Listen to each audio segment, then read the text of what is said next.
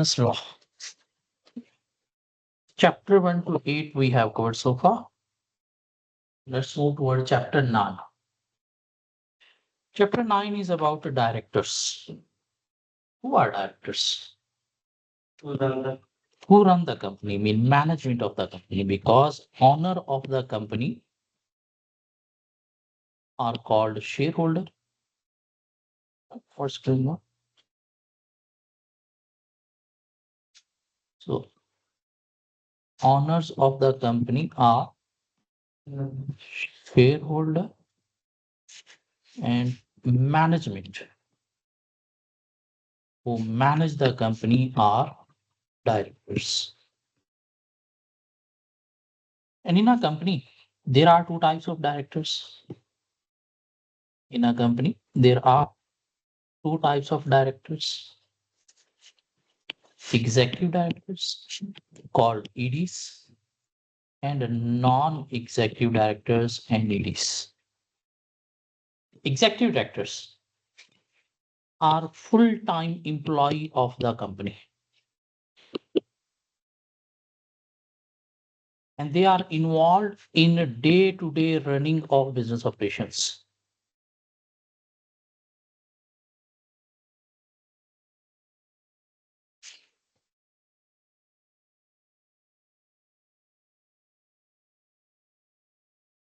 While non-executive directors are not full-time, they are part-timers. That's why employee word is not used for non-executive directors. Employee word is for full-time people. And they are involved where in strategy making or decision making of the company.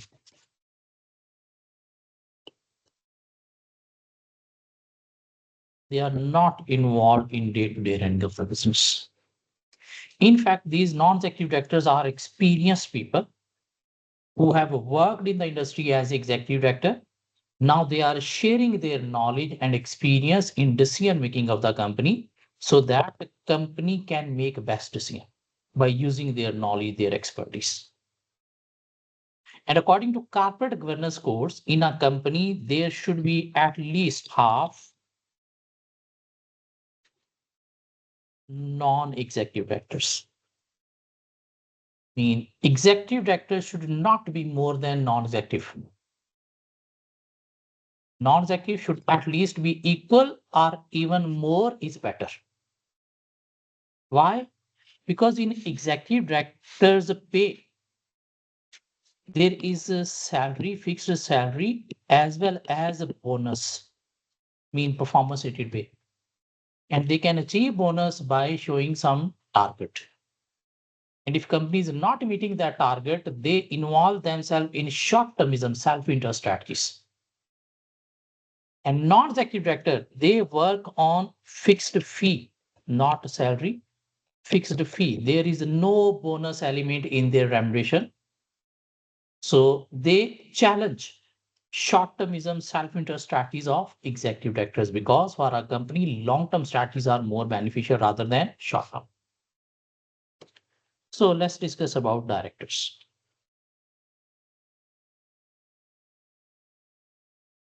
We'll discuss about the types of directors appointment, removal, disqualification, duties, powers of director in this chapter. So what is director? The term director include any person occupying the position of director. I mean the person who is having a position of director in a company will be called director.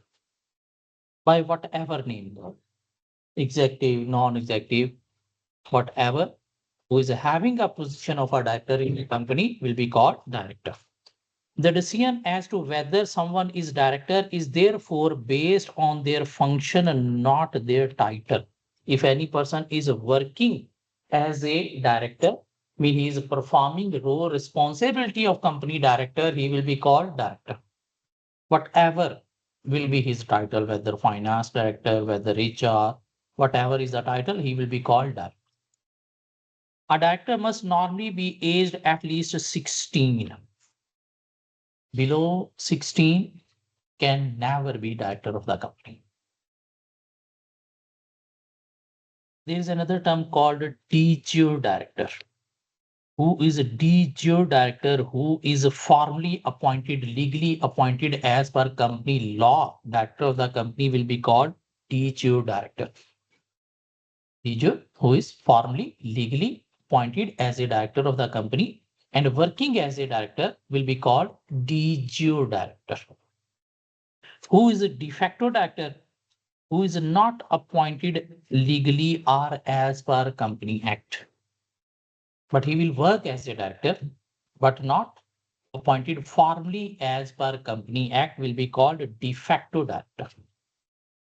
So de jure director, a person who is formally and legally appointed or elected as director. How legally, formally director can be appointed, we will discuss the process later on.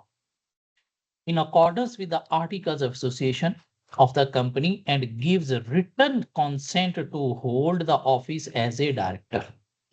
Who has signed a contract with the company, I am working as a director, will be called de jure director. Who is de facto? A person who is not a de jure, but perform acts or duties of a director. Any person who is not technically a director, but according to whose direction and instruction other directors and employees are accustomed to act, is legally deemed to as a de facto director. And as per his instruction, other directors are working will be called de facto director. A de facto director of the same duties to the company as a de jure director. They are subject to both statutory duties and prohibitions, and they also owe fiduciary duties to the company. Fiduciary word is associated with trust. In company, trust on a person, mean director, and they need to perform those trusted mean fiduciary duties. Trust like they will work in best interest of the company only. They will not consider their own personal interest.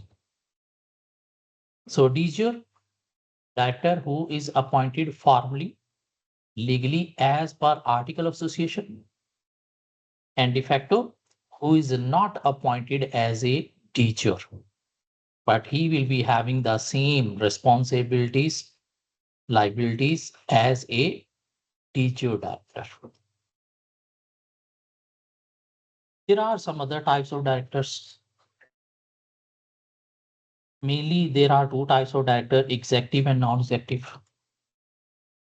Executive likely to be a full-time employee involved in management in day-to-day running of the business.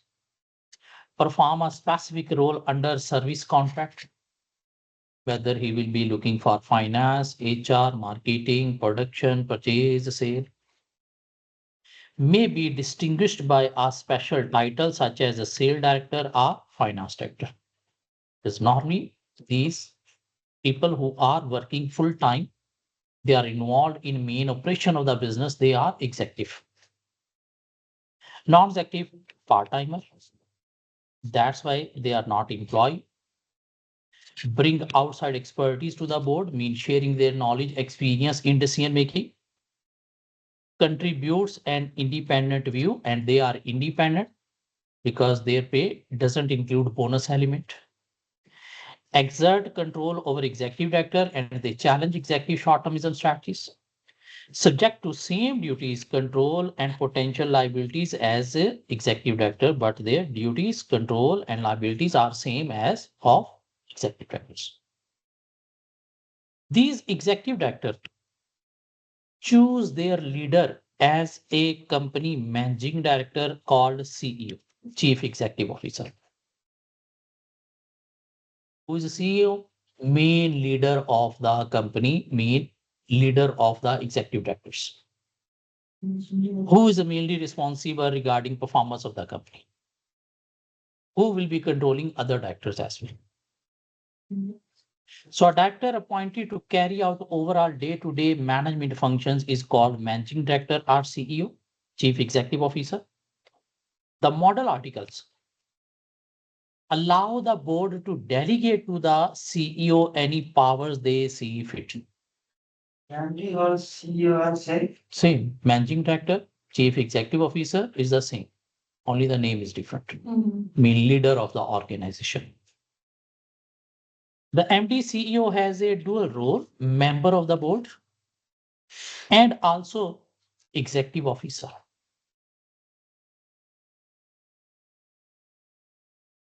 The MD CEO has the apparent authority to enter into all contracts of commercial nature, mean he is leading the company in all the commercial nature contract, mean he will be involved in making contract with external parties, with customers, with suppliers, with bankers. He will be involved. There's another term called shadow director. Shadow director is a director who is not on face as a director, but he is working as a director on the backhand. Mean he is giving direction to other board member and other board members are obeying his order, his decisions. Could be majority shareholder who is not on a face as a director, but everybody in the company is following his instruction, his order. So a person in accordance with whose direction or instruction the directors of company are accustomed to act. As discussed earlier, this means that it is the person's function rather than their title that define them as a director. And if any person is working as a director, is performing any role as a director, whatever is his title, he will be called director. Used to regulate activity by those who exercise control over a company. Mean he is giving direction to the people who control the company, like board of director, but to try to evade their responsibility and potential liability as a director, but he doesn't have the responsibility or liability as of other director. All the rules of company law are equally applicable to shadow director. Not a shadow director if advice is given only in a professional capacity. For example, accountants, lawyers, they also give advice, guidance according to which directors work, but they are not shadow directors, they are professionals.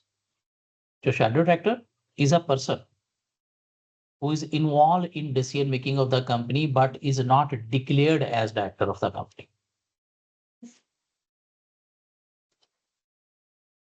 In a company, there is a chairman who is a chairman, leader of non-executive directors. And his role is to chair meeting of the board. Mean he will be the lead person in board meetings, act as a spokesman for the company.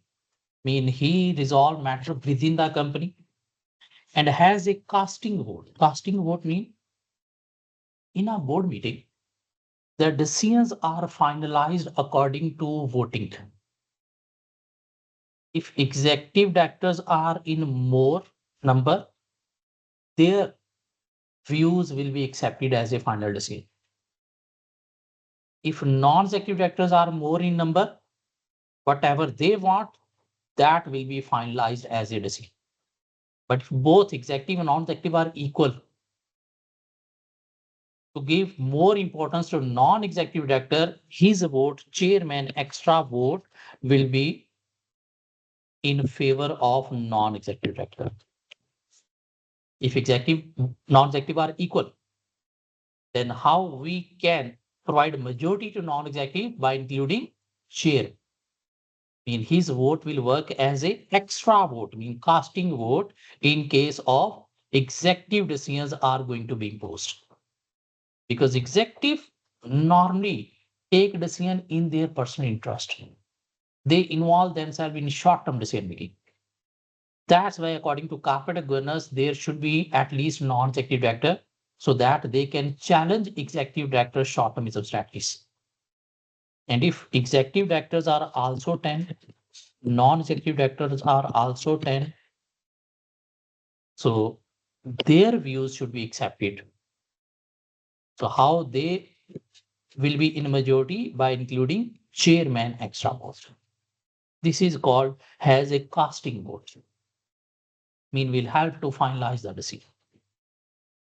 Another term is called alternate director. Appointed by a director to attend and vote for them. Mean if in any of the meeting any director is absent, he can still cast his vote by appointing any other person in his position. He will be sitting in the meeting and he will be able to vote instead of that absent director. So that appointed person is called alternate director. So appointed by a director to attend and vote for them at board meeting which they are unable to attend. Can be another director within the same company or more usually an outsider. It's better it should be outsider. Any of the family member. Like he was unable to attend the meeting, so he sent his brother or son to attend the meeting so that his vote should be counted with it. Who appoints the director? How directors are appointed? Who can remove director? How directors are removed? We're gonna discuss. So the first director, how first director will be appointed? Public company need a minimum of 2 directors, while private company need at least 1 director. There is no statutory maximum, but the articles may specify a maximum number. If article state there should be maximum 20 directors, so company can never have more than 20. If the maximum number is not specified in article, so company can have 50 directors. There is no issue. But the minimum is defined for public company, at least 2, for private company, 1. Appointment procedure usually appointed by existing directors are by ordinary resolution. Ordinary resolution means 50% shareholder voting.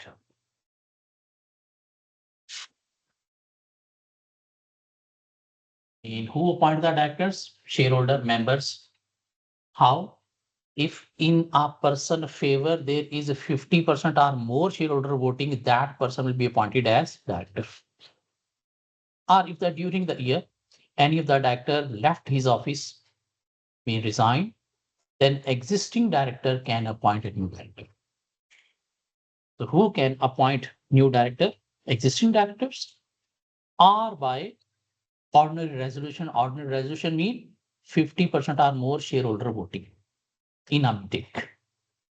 Mean company will call a meeting of shareholders and shareholder will cast vote in favor of any person. If any person is having more than 50% shareholder voting, that is called ordinary resolution. Directors of public companies should generally be voted on individually. Directors of public companies should generally be voted on individually.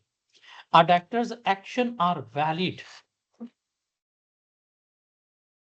notwithstanding that their appointment was defective. If any director is not appointed properly as per Company Act, but if he was working as a director, his action will be valid, his action will not be voidable. Whatever the contract he performed with third parties, those contract will be considered valid contract, whether his appointment was valid or not. Because he was working as a director. And third party was not aware whether his appointment was effective or defective. So his action, his contract with third parties will be considered valid. Important point. Model article for public companies mean according to model articles, what is the procedure for directors appointment? This is also according to Company Act. At the first annual general meeting, every company have to held AGM once in a year, where company need to present annual accounts, annual reports to the members, mean shareholder. So at the first annual general meeting, all the directors retire. mean if any director is appointed during the year, on first AGM, mean next AGM, he need to be reappointed by the shareholder, mean he must retire. Shareholder will reappoint him. So at the first annual general meeting, all the directors retire. Mean every director must retire on his first AGM, mean next AGM. And other themselves for re-election by ordinary resolution, mean he will be reappointed through 50% or more shareholder voting. Ordinary resolution mean 50% or more shareholder voting. Because might be during the year existing director have appointed the director. So he will be formally reappointed through shareholder at the AGM. At each AGM, 1/3 director should retire. Mean directors are having 2 years contract. Mean every director should be appointed for 2 years contract. After 2 years, he will retire. Shareholder will see if he was performing properly, they will reappoint him or they will remove him. Why the director's contract should be for 2 years? If any of the director is not performing well, they can be dismissed easily after 2 years. So director's contract should be for 2 years. Mean after 2 years, what will happen? Directors will retire and should be reappointed by shareholder at the AGM. If suppose company is having 10 directors, all 10 have completed their 2 years contract. Then according to Company Act, all 10 should not be offered for re-election, mean reappointed or retiring. 1/3 mean 3 must retire at an AGM. Remaining will retire on next AGM. Why? Because if all retire on an AGM, they might leave the company and join any company. So that's why maximum 1/3 should retire at an AGM. The remaining will wait for next AGM. Might be on next AGM, they will be having 3 years or 4 years contract completion. No issue with that. But at an AGM, how many director must retire? Mean offer for re-election, 1/3 maximum, not more than this.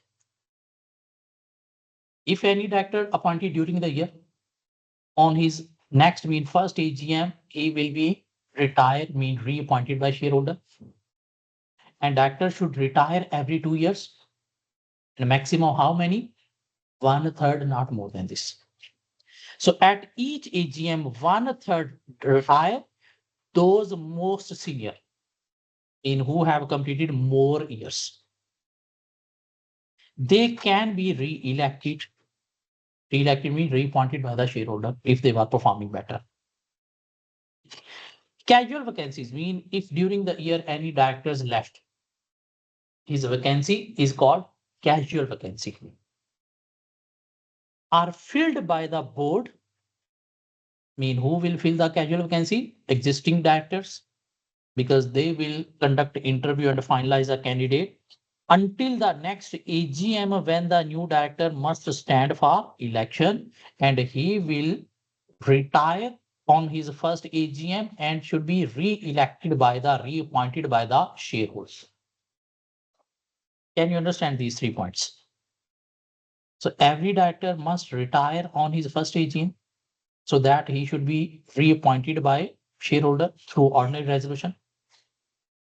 And director retire every 2 years, but at an AGM, maximum 1/3 should retire. And any casual vacancy, during the year, if any of the director left, AGM is after say 8 months. So we cannot wait till AGM. We need to appoint director immediately if any of the director left. So who will appoint the casual vacancy? Existing director. And that new director will be reappointed, mean will retire on his first AGM. Publicity, if company have appointed new director, The company must notify company's house within 14 days of new appointment. And any changes in particular, it must also enter details in the registrar of director as well. Register of director, and they need to update the director register and they need to inform company's house within 14 days of appointment. Service contract of director. Mean what will be included in the service contract of directors? Cannot exceed 2 years. Mean his contract should be for 2 years. Unless they have been approved by shareholder by ordinary resolution. Means shareholder can approve 3 4 year contract, but normally according to Company Act or article, it should be for 2 years. If Company Act is breached, the service contract is deemed to state that the company can terminate the contract at any time by giving reasonable notice.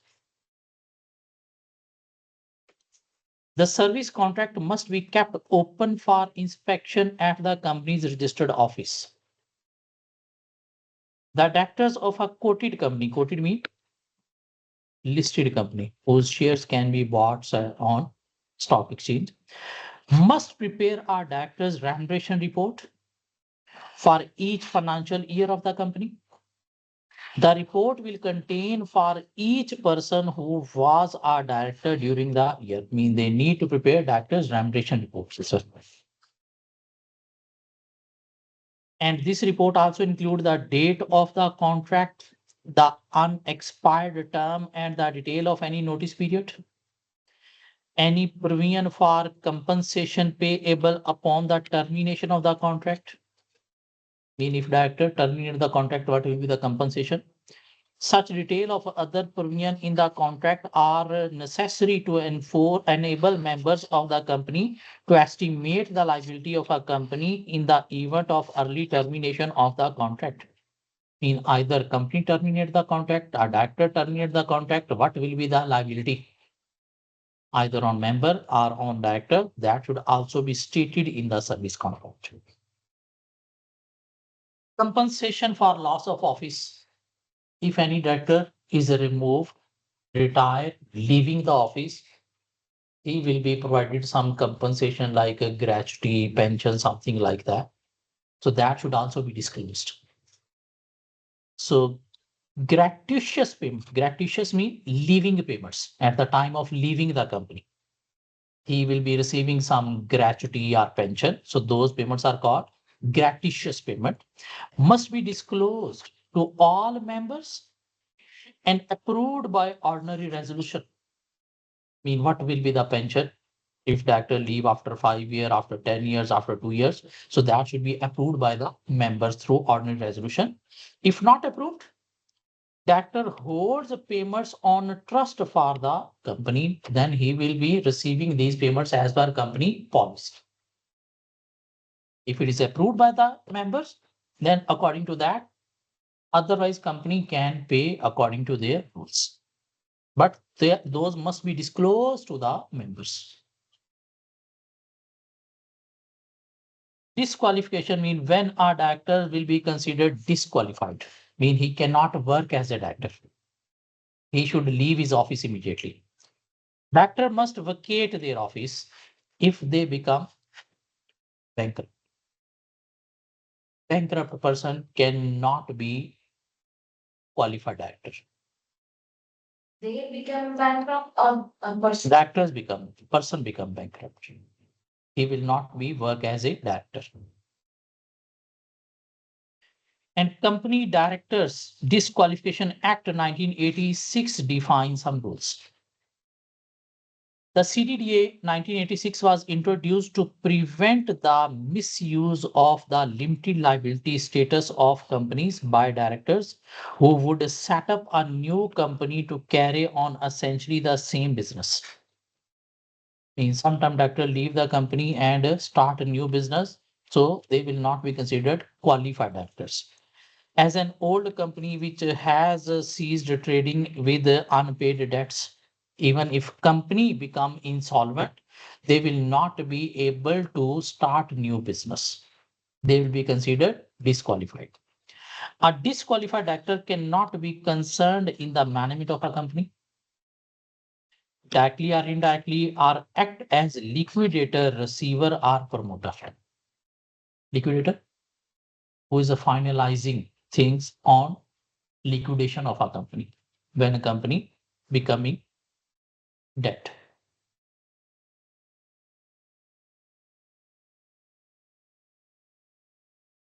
The CDDA 1986 identifies three distinct categories of conduct.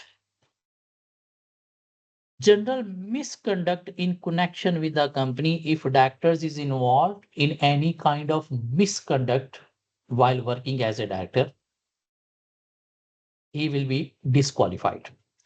This include conviction of serious offense in connection with the management of a company. Mean as a director, while managing the business, he was involved in a serious offense, convicted of serious offense. Then he will be imprisonment and maximum disqualification is up to 15 years. 15 years. Persistent breach of Companies Act of 2006. If while working as a director, he breached some of the provision of Company Act. For example, failure to file returns. Then maximum year of disqualification could be up to 5 years. If directors were involved in serious misconduct, he will be disqualified up to 15 years. If while working as a director, he breached Company Act 2006, he did not follow Company Act 2006 provisions rules, he will be disqualified up to 5 years. Disqualification for unfitness. If he was not fit for that as a director. Where an investigation by Department of Business, Energy and Industrial Strategy. This is a department in the UK who manage business, energy and industry. So where an investigation by the department finds the director unfit to be concerned in the management of the company, where a liquidator report finds the director unfit to be concerned in the management of a company, minimum 2 years and maximum 15 years disqualification.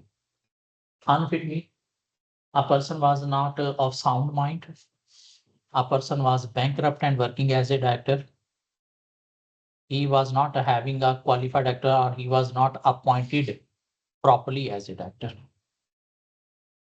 Other cases for disqualification, this include participation in fraudulent or wrongful trading. If directors were involved in fraudulent wrongful trading, maximum 15 years of disqualification. Where an undischarged bankrupt has been act as a director, and where a person act on behalf of a disqualified director. A person was working as a director on behalf of a disqualified director, meeting director on behalf of disqualified director. Breach of disqualification order. If this disqualification order was not followed, this is a criminal offense which could result in a fine as well as imprisonment. The disqualified director or any person who acts on their instruction is personally liable for the debt of the company while so acting. If a person was a disqualified director but he worked as a director, knowingly he is disqualified, then whatever the contract he signed, he will be personally liable rather than the company. How directors can be removed or who can remove the director?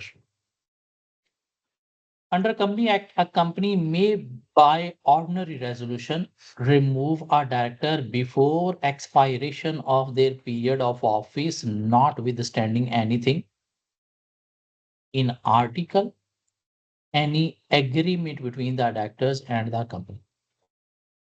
In company has signed a contract with the director.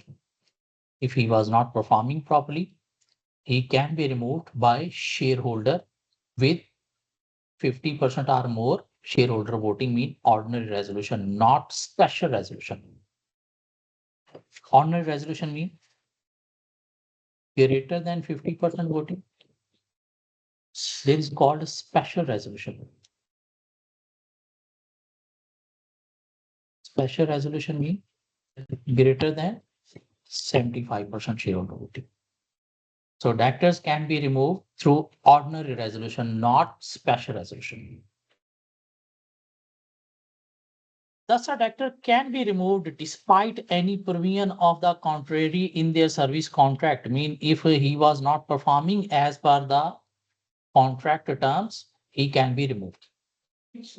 Although they can sue for damages if the removal is in breach of their contract. And if company remove him unfairly, he can sue for damages. The company must follow these procedures to remove a director. What is the procedure? Special notice must be given to the director. Special notice means 28 days notice. Is required of the resolution by persons wishing to remove a director. The company must forward a copy of the resolution to the director's concerned. In 28 days before his removal date, you need to send him the notice. Notice of meeting goes to director and all members entitled to attend and vote. Obviously, directors can be removed through ordinary resolution, mean shareholder voting, where shareholder can vote in a meeting. So that meeting notice must be sent to shareholder as well as director. The director in question, who is going to be removed, can require the company to circulate written representation to the member, mean he can write a written representation, mean written statement if he feels his dismissal is unfair. So he can write a statement in which he can explain why company is going to remove him if he feel his removal is unfair. At the meeting, the director can read out that written representation mean statement. If there was no time for prior circulation, mean either that written statement can be circulated to the shareholder before the meeting. But if it was not circulated, then he can read at the meeting. The director must allowed to attend the meeting and to speak where he is going to be removed. An ordinary resolution is needed to remove the director. So to remove the director, special notice and ordinary resolution is required. Special notice mean 28 days notice and ordinary resolution is required. Ordinary mean more than 50%. Special resolution is not required. Special notice and ordinary resolution. Now can you try this MCQ?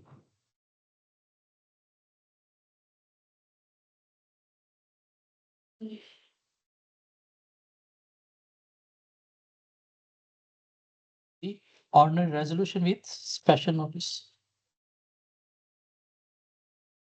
What are the duties of a director? Prior to the Companies Act 2006, company law rules, equitable principle and fiduciary duties made up the law on director duties. But now Company Act defines some duties. A fiduciary duty is the duty imposed upon certain person because of the position of trust. Fiduciary means trust and confidence they are in. Trust means he will work in best interest of the company rather than his personal interest. These have now been replaced by specific statutory duties provided in Companies Act 2006. However, the old case law still has relevance in interpreting the new legislation and illustrating his application. As per old common law, And Companies Act 2006, directors have following duties. What are duties? Duty to act within powers, mean whatever the powers given to the director, he need to act within those powers. If he performed any of the contract beyond his power, those contract will be considered void. But if those contract approved by shareholder, then they will be considered valid. If shareholder haven't approved, then contract beyond power will be considered void. So a director must act in accordance with the company's constitution and only use their power for the purpose which they were given. They have a fiduciary duty to the company to exercise their power bona fide, beneficial in what they honestly consider to be interest of the company, in best interest of the company. If this rule is not adhered to, the transaction will be void. Mean if he performed any action beyond his power, those contract will be considered void unless it is approved by the shareholder. If shareholder approved that, then that will be considered valid. Ratified by shareholder, approved by shareholder. No need to cover this case. The next duty to promote the success of the company. Is the director's duty. They should promote success of the company, mean they should work in best interest of the company. They should not consider their personal interest. If there is any personal interest, they need to disclose. A director must act in good faith, mean honestly, in a way which promotes the success of the company and for the benefit of the members as a whole. The act introduced the concept of enlightened shareholder value, mean they need to focus best for shareholder wealth. Profit of the company ultimately will provide benefit to the shareholder. Increasing repute of the company will increase share price, will be in best interest of the shareholder. And requires the director to have regard to the likely consequences of any decision in the long term. Means while making a decision, they need to consider the consequences, outcome of the decision that must be in best interest of the company for the long term rather than short term. Interest of the company's employee, mean they need to make a decision in best interest of the company employee. Need to foster, manage company relationship with the supplier, customer, and others. Establish good relationship with supplier, customer, and other like bank. The impact of company's operation on community and environment. Meanwhile, making a decision, they should consider society and environment as well. The desirability of the company maintaining a reputation for a high standard of business conduct, and they need to maintain good repute of the business while making a decision. And the need to act fairly as between members of the company, and they should show some honesty towards the company and its members. Members mean shareholder. Companies may have a wider purpose than just the benefit of members. For example, not-for-profit organizations, charities. In those organizations, you don't need to consider best for members. You need to consider for the main purpose, mean best for society. Such as charitable companies and community interest companies provides that where that is the case, then the duty of the director is to act in a way that would most likely to achieve that purpose. If profit making, best for shareholder. If not for profit, what is the purpose? Consider best for that purpose. Section 172 provides that general duty is subject to any specific enactment or rule of law requiring director to consider or act in interest of creditors of the company as well. The provision therefore firmly recognizes that the duty to the shareholder is replaced when the company is insolvent or needing towards insolvency. Mean if company is going towards insolvency, then you don't need to consider best for shareholder. And the detail of insolvency we will study in chapter 12 because there is complete chapter on insolvency of the company. The next duty to exercise independent judgment. Independent judgment means while making a decision, director should be unbiased. They should be fair. They should avoid personal interest.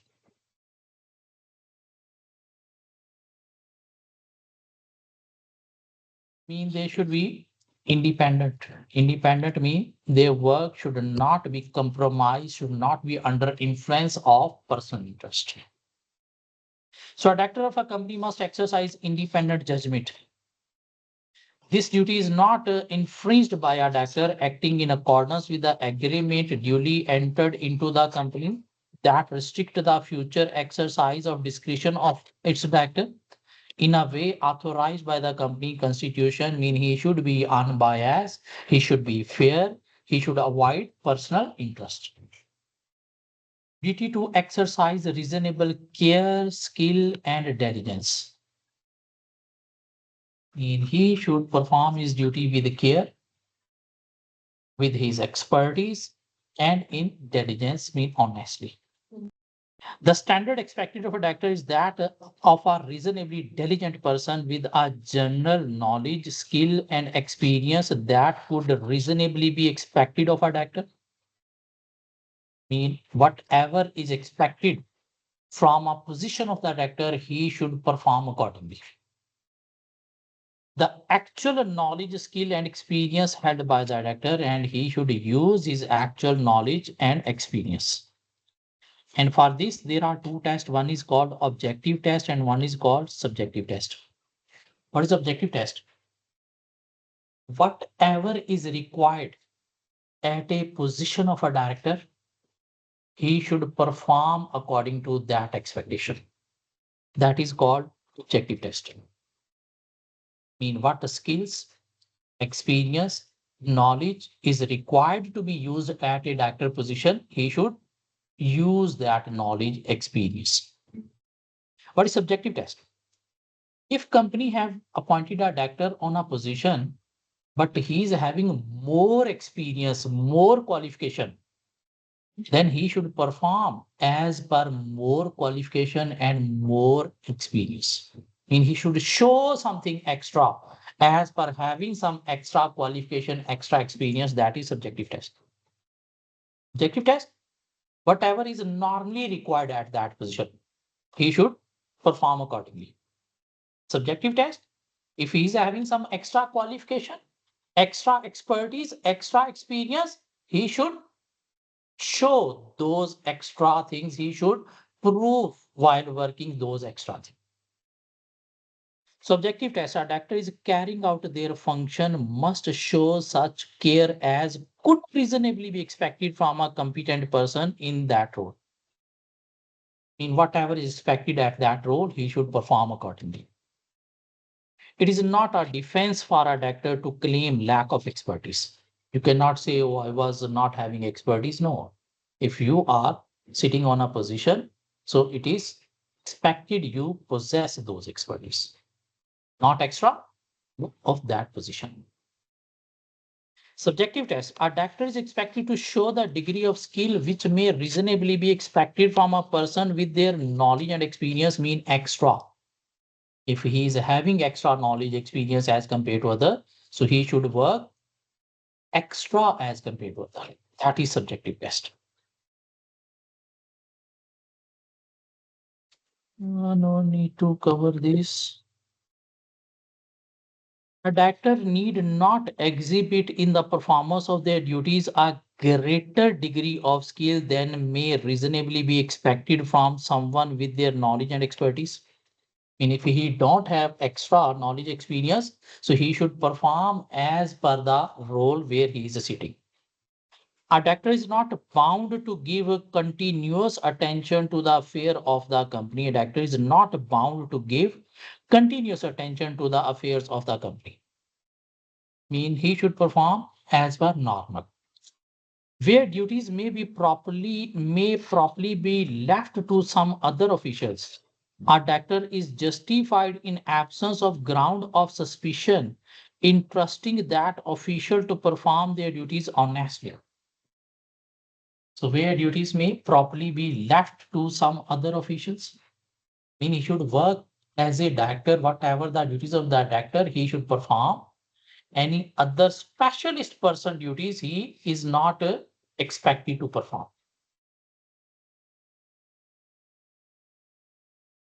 No need to cover this case. It is a director duty to avoid conflict of interest. Conflict of interest means personal interest. While dealing with third parties, he should always consider best of the company rather than best for himself. If there is any personal interest, he need to disclose. A director must avoid any situation which place them in a direct conflict with the interest of the company or performance of any other duty.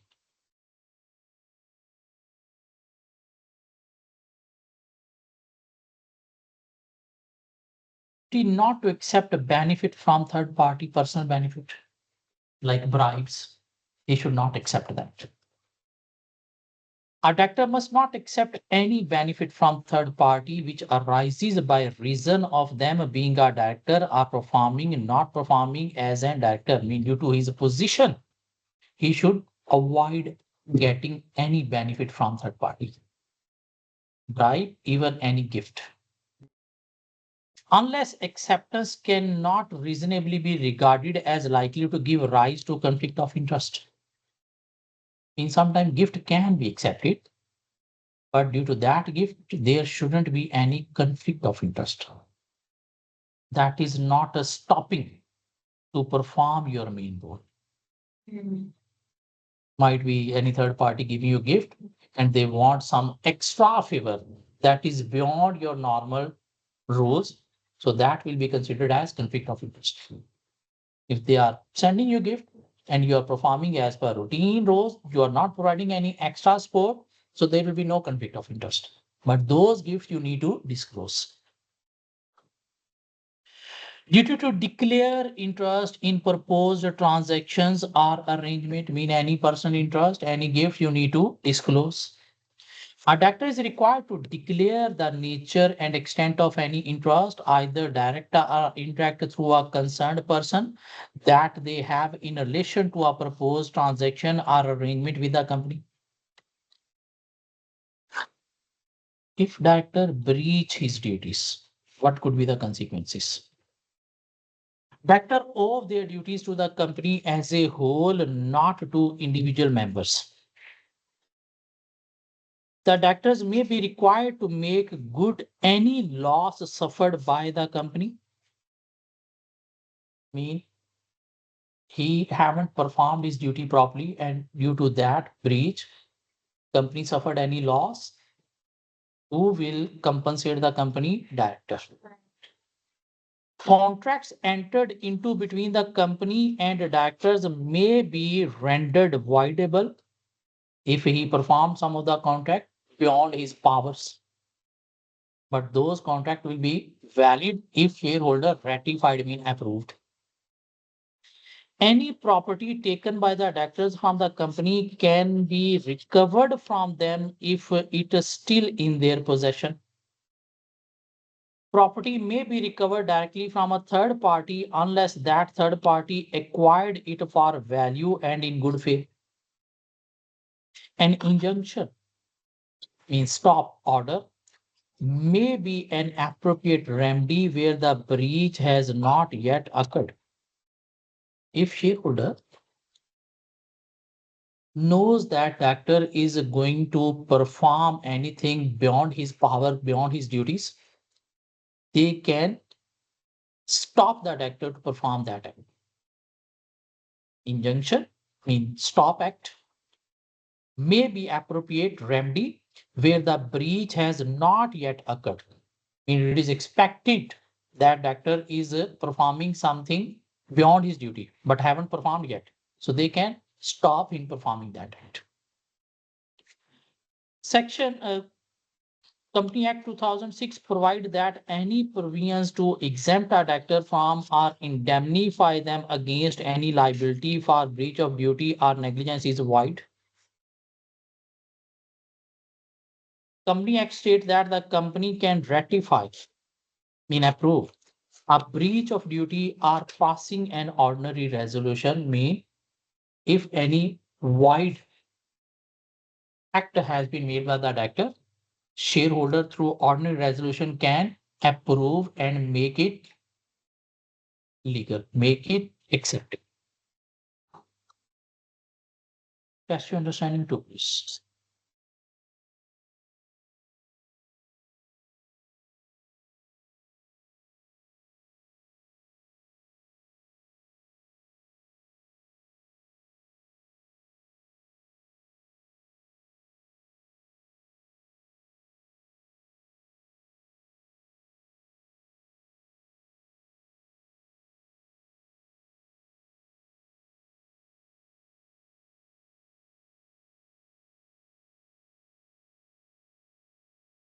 Jack has acted in breach of his duty to disclose his interest in a contract as a director of JK Limited.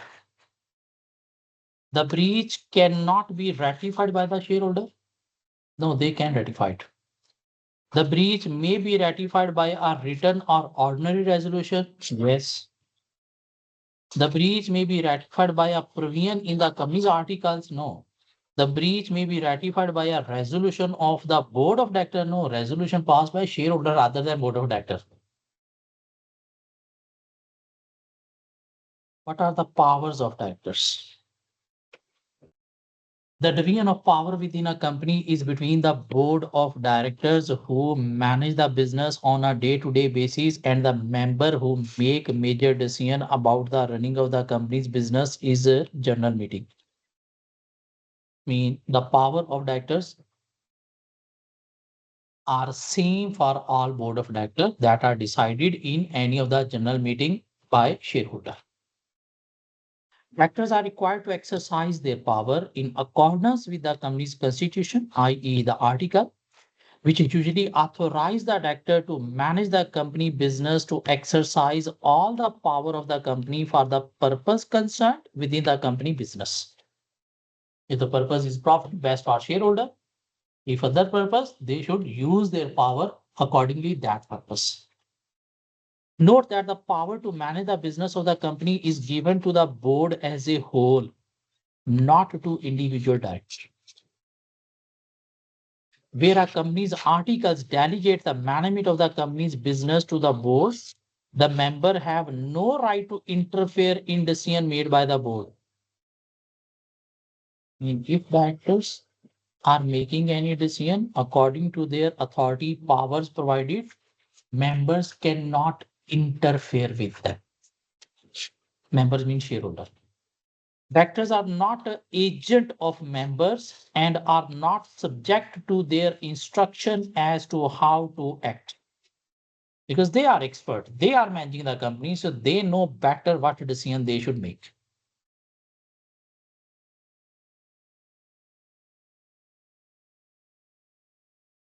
There are some restrictions which mean that power is placed in the hands of the members rather than the directors. Mean there are some situations where members are having power. Some actions require a resolution. In that case, shareholder will approve, like appointing, removal of directors or auditor. So a director can be removed at any time by the ordinary resolution of the members, and they may see fit to exercise their rights should their views has been ignored. The members can alter the article by passing a special resolution. Special resolution means greater than 75% shareholder voting. Company need to change any of the provision in articles, then directors cannot change. Shareholder can interfere in that case because only shareholder members can alter article by special resolution. This power could therefore be used to restrict the director's power. The directors cannot change, alter the articles.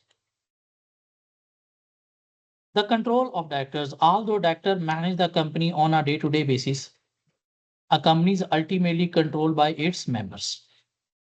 Most decisions require a majority, mean more than 50%. Even some decisions require special resolution, mean more than 70% shareholder voting. Members can exercise their votes in their own interest. They are not required to act for the benefit of the company. Mean they can approve certain things in their best interest, but through special resolution. Under modern article, the shareholder may, by special resolution, direct the directors to take or refrain, means stop from acting specific action. Refrain means stop. Statutory control over directors, certain matters require the approval of the members in general meeting in order to be valid. Director service contract lasting more than 2 years must be approved by the directors. If company want to sign contract more than 2 years, 3, 4 years, then shareholder approval is required. Substantial property transaction. A substantial property transaction mean large transaction occurs where a director required from the company or vice versa a substantial non-cash assets. What is substantial property transaction? An asset is substantial, mean bigger, large, if its value either exceed 100,000 pounds or exceed 10% of company assets value and is more than 5,000. What is substantial property transaction? Number one, if value is more than pound 100,000 or 10% of total asset value and greater than 5,000 pounds. So that property or asset transaction will be called substantial. And for substantial transaction, they need shareholder approval. Failure to obtain the members' approval result in the following consequences. The transaction is voidable by the company unless the member give approval within a reasonable period, because their power is up to 100,000 asset transaction. Above that, they don't have power, but if they have performed, so that will be considered void. Our shareholder can approve. Valid. The director is liable to account to the company for any gain or indemnify in against any loss. I mean, if company suffer any loss, if he perform transaction above his power, he need to indemnify the company for any loss. Indemnify means compensate.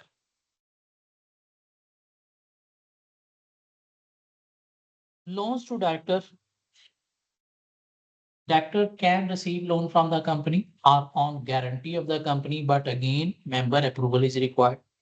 So any loan given to director or guarantees provided as a security for loans provided to director must be approved by members. Non-contractual payment to directors. If directors receiving any payment that is not in their contract.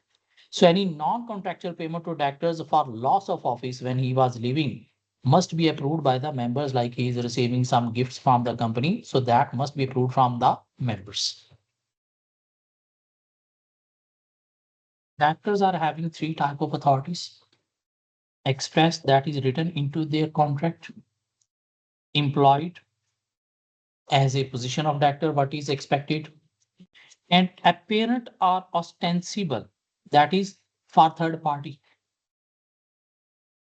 I think so. In Contract Act, we discussed a case Freeman and Buckhurst Park property, where there were four directors. One of the person was not appointed as a CEO, but he was acting as a CEO. And he signed some contract with the third parties. And third party sue the company because they were aware he is a CEO, but other director refused, he was not our CEO. But as he were acting as a CEO and other director never ever refused or deny that, so court decided no, he is having ostensible authority to work as a CEO. Mean the authority the third party is considering. Though according to company, he is not having authority, but the company never ever deny that. So express authority where authority is expressly given, all decision taken are binding. Implied authority flows from the position. The managing director CEO assumed to have all powers usually exercised by the MD CEO. And apparent ostensible authority, such authority arises where a director is held out by the other board member as having the authority to bind the company. If a third party act on such representation, the company is stopped from denying its truth. Transaction beyond board's power. If director performed some transaction beyond his power, those will be voidable. Either shareholder can approve, ratify, so will be considered valid. If shareholder haven't approved, will be considered voidable. In that case, directors need to compensate the company. This we have already discussed. And chapter finish. Let's take a break. After break, we'll discuss another chapter. Chapter